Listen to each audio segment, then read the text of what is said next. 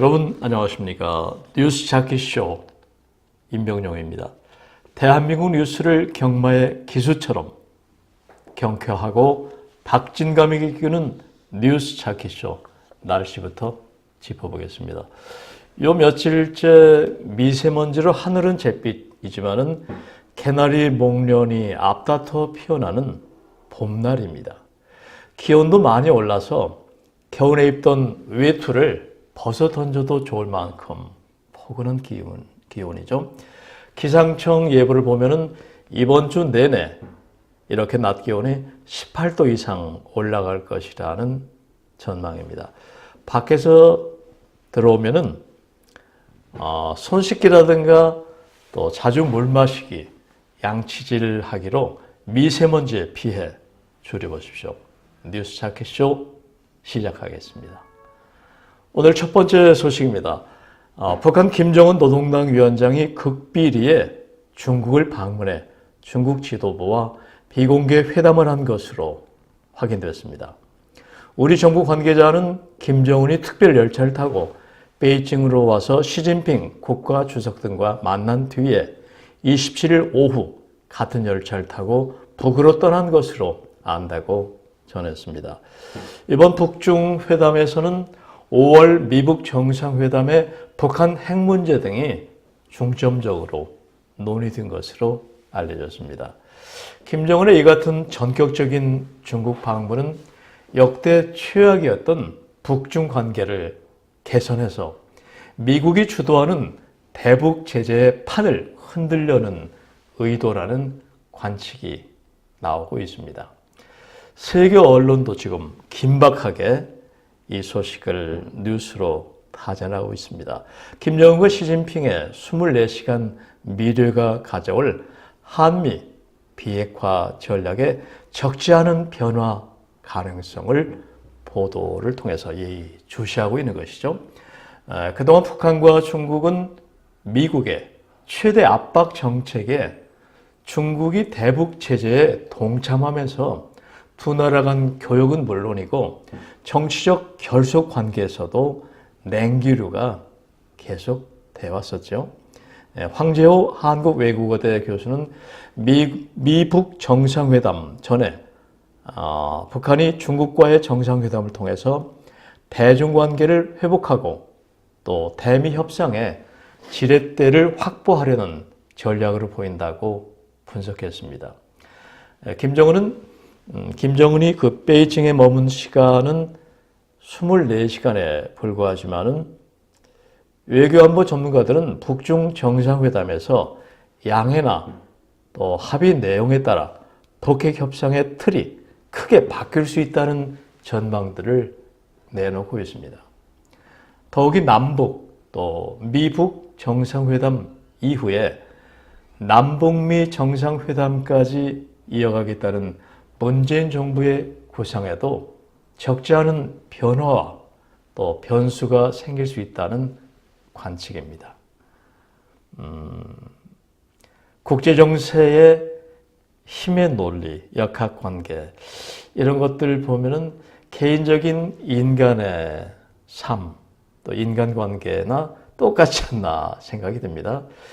중국이 사실은 육자회담에 간사 역할을 해왔는데 우리나라와 북한이 만나고 또 북한이 미국과 만나고 이런 중에 중국은 그야말로 따돌림 되지 않나 이런 고심을 아마 중국 정부가 그동안에 해온 것 같아요.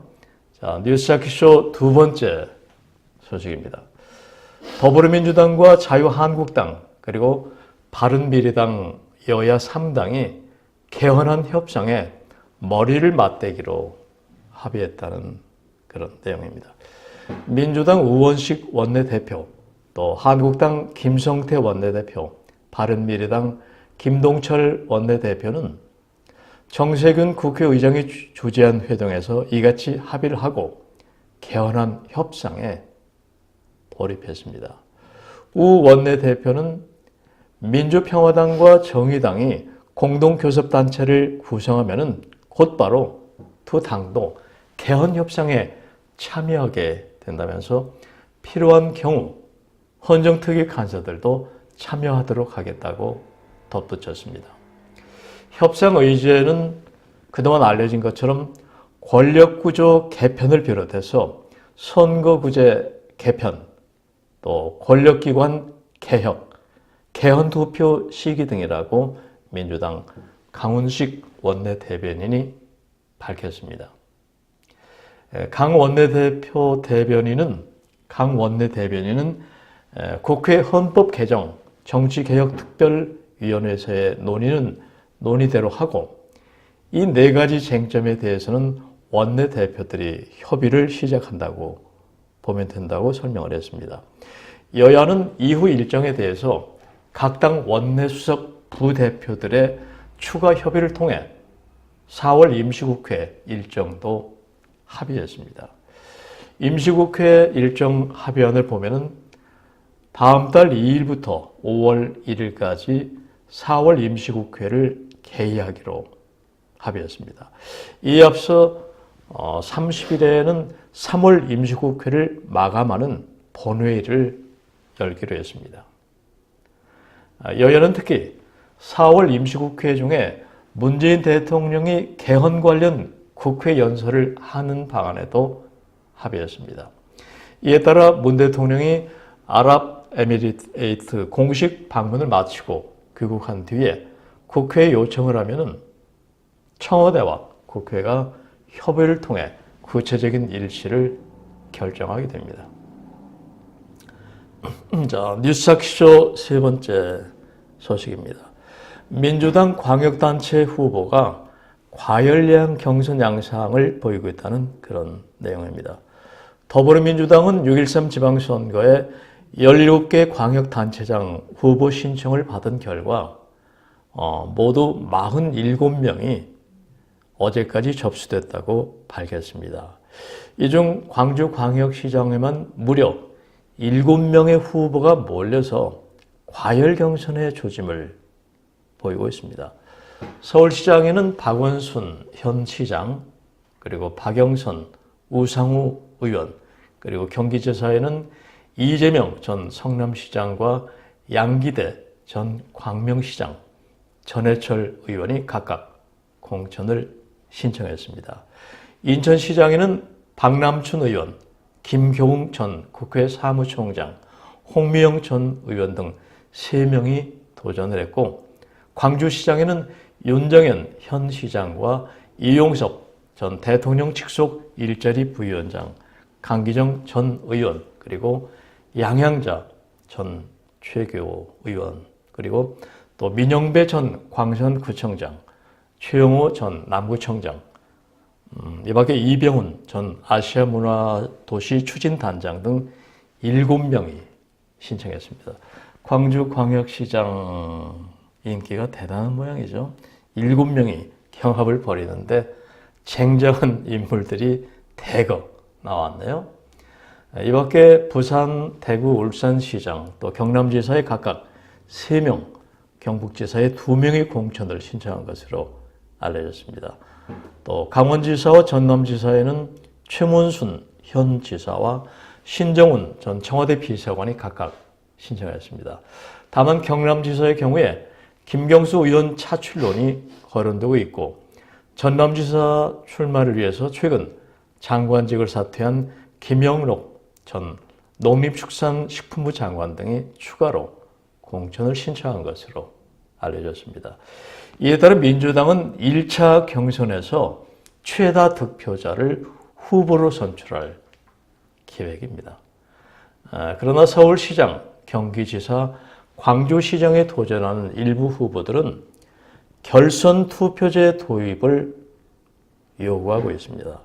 결선 투표란 1차 투표에서 50% 지지를 받는 과반 득표자가 없을 경우에 1, 2위 후보자가 2차 투표를 실시하는 것입니다.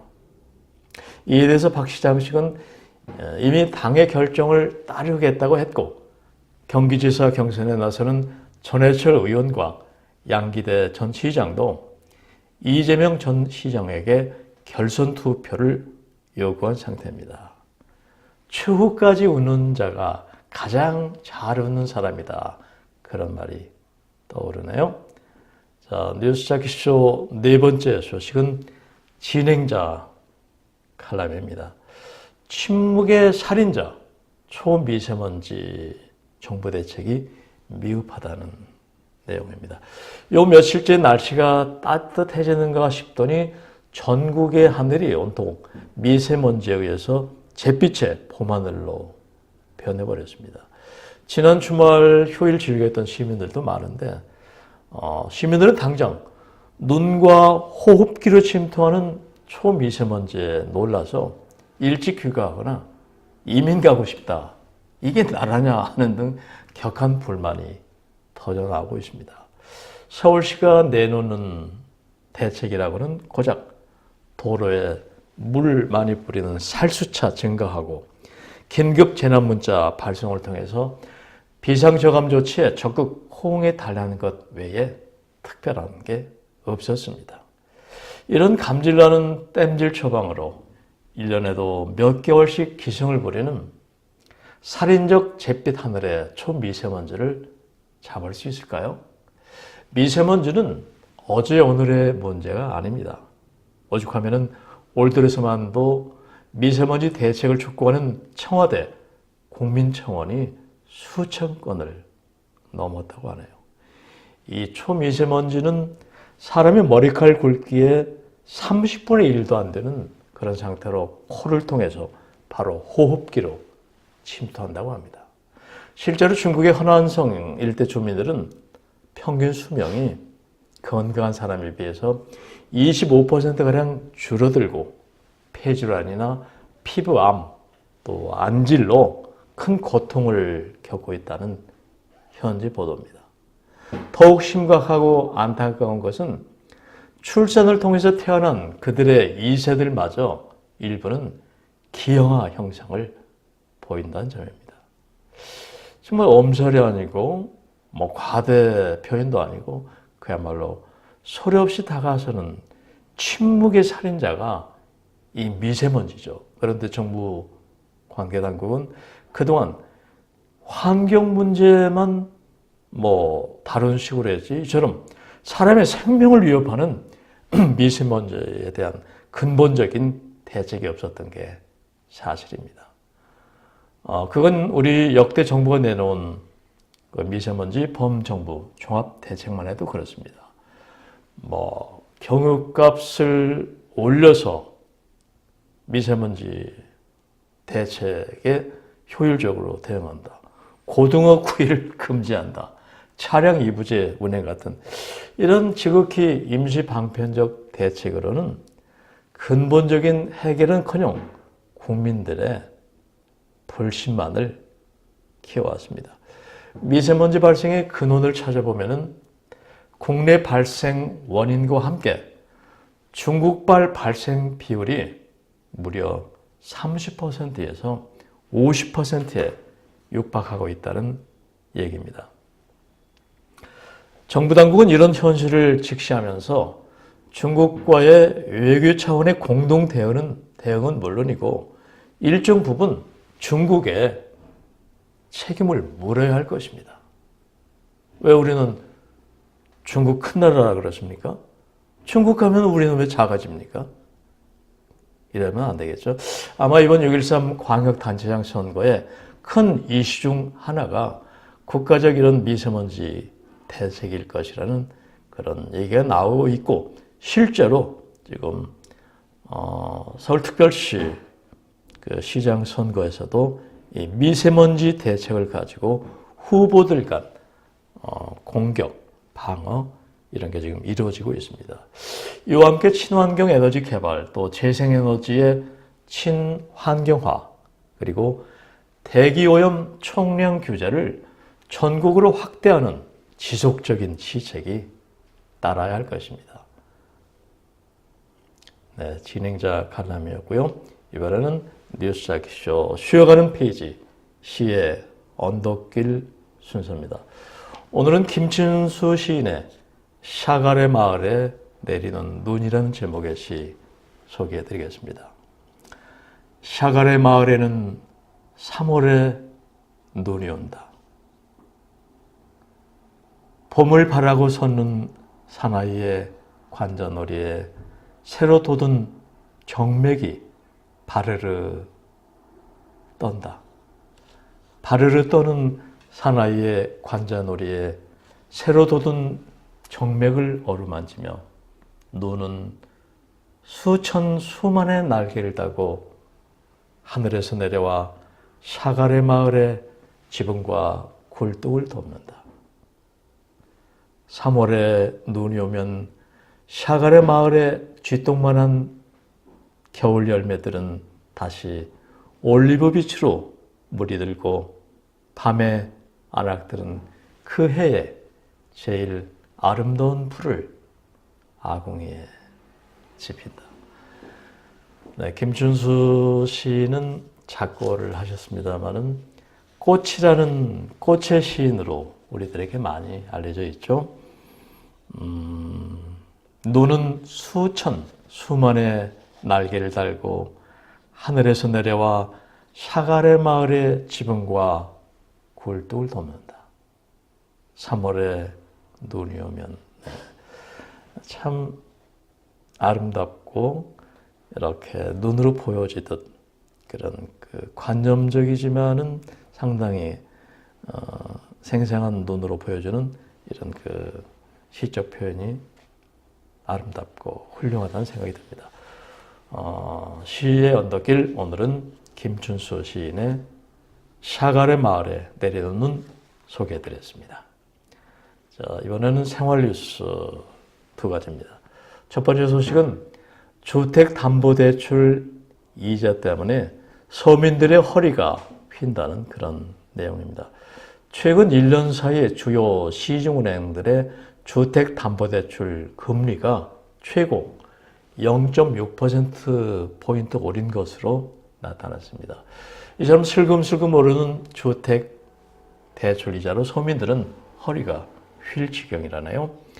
이것은 미국 금리의 인상 영향으로 국내 시중 금리가 꾸준히 상승해왔기 때문입니다.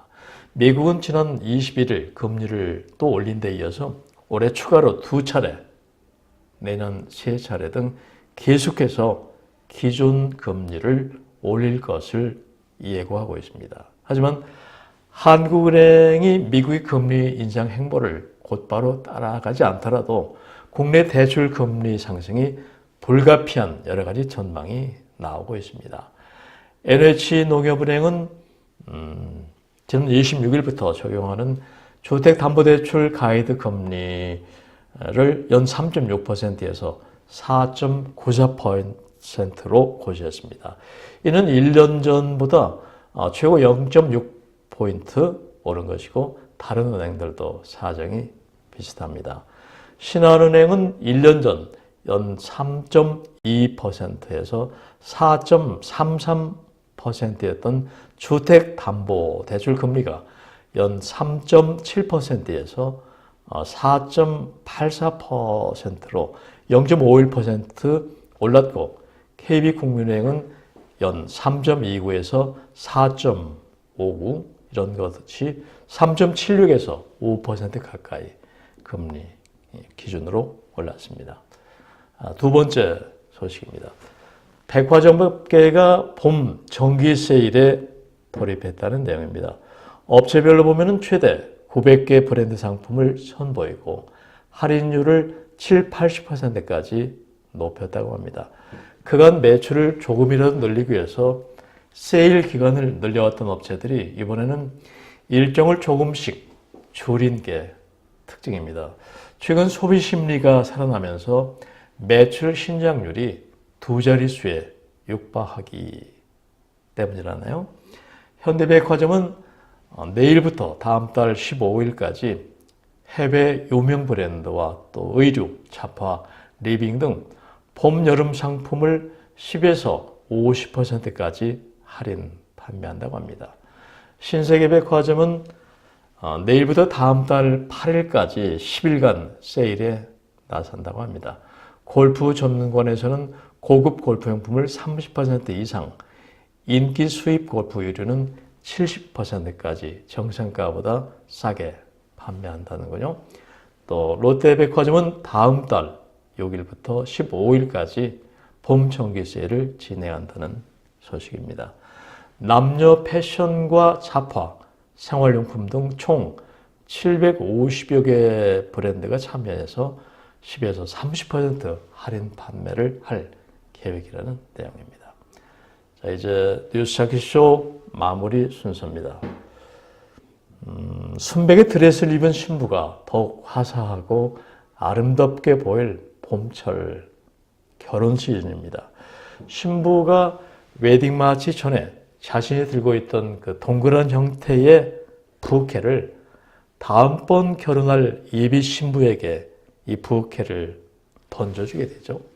이 동그란 형태의 부케가 그동안 지나치게 인위적으로 만들어졌다. 그래서 꽃송이들의 신선함, 풋풋함 이런 자연미가 없었다는 지적을 받았는데, 그래서 앞으로는 신부의 웨딩 부케를 들판에서 막 따온 듯 꽃줄기도 살리고 야생화나 열매도 섞어서 부케를 만든다고 하네요. 그동안 수십 년 동안 그 생각 없이 신부가 들고 있던 또 친구인 예비 신부에게 전해줬던 이 동그란 형태의 부케가 새롭게 변신하겠네요.